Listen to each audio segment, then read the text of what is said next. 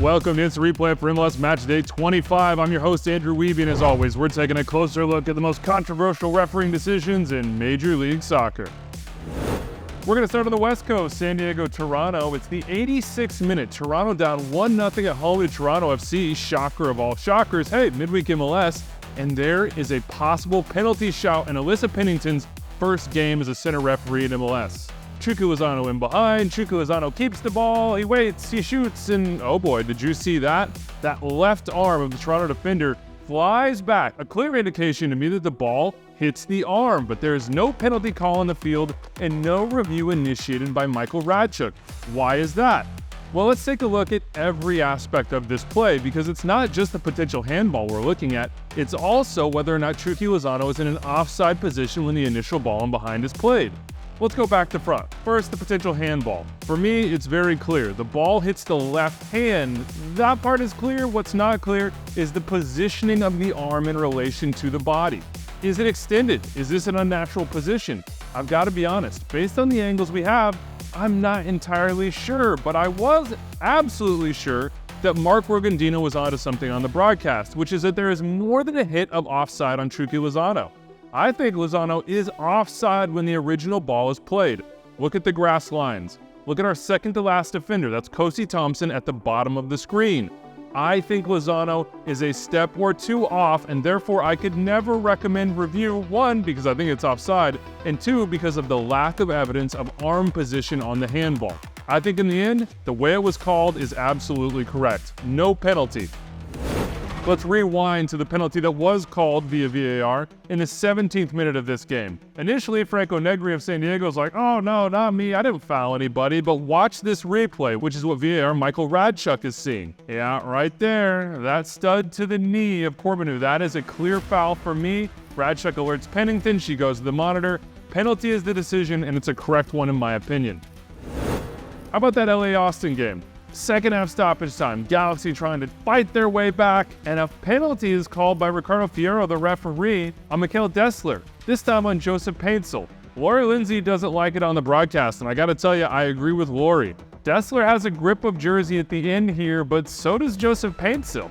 I don't see a tug or a pull from Dessler to take Paintsil down. For me, all is fair in love and war, and in this case, it's war. To me, both guys are pulling. The pull doesn't affect either particularly, and I think play should have just kept on rolling. RSL went to Portland and won 1-0, but boy, Noah Kauskan got lucky in the 59th minute. My guy Brian Dunseth alerted me of this one, former Instant Replay host. Now you know. And I think Dunny's onto something. Kauskan is a lucky, lucky boy. This, for me, could absolutely be called a foul, and it's because of where Kauskan initiates contact. It's not a 50-50, it's not shoulder to shoulder. His contact is into Lassiter's back. The phrase, in the judgment of the referee, in this case Alexis De Silva, is doing a lot of work here, as it always does. And I'm not shocked that Soren Stoica did not recommend a review. We can easily debate the level of contact or how easily Lassiter went down, but listen, I'd have zero issues with this being called a foul on the field, and I wouldn't complain if it was recommended for review either. RSL got pretty fortunate on this one. Let's hit Red Bulls New England. First up, 21st minute, Leo Campana has a goal disallowed. It was called good goal on the field by Sergi Boyko, but Younes Markachi, the VAR, got in his ear and they took it off. Why? Well, you can see why. The handball here immediately before scoring. But Andrew, it's an accidental handball. Doesn't matter. Here's the law. Quote, scores immediately after the ball has touched their hand or arm, even if accidental. Therefore, this goal does not stand, and rightly so. 86th minute, penalty for the Red Bulls, and Keegan Hughes of the Revs, well, he doesn't like it, but listen, he gets cut by Hall, he grabs first, and he holds on. Always going to be a PK. And I was a little bit surprised that this last Revs goal in second half stoppage time, this one from Campana, didn't get called off. It was a good goal on the field, but looking down the line, to me it's clear and obvious that Campana is in an offside position when the initial ball is played. I would have expected Markachi to recommend this for review and the goal to be taken off. In the end, it doesn't affect the result.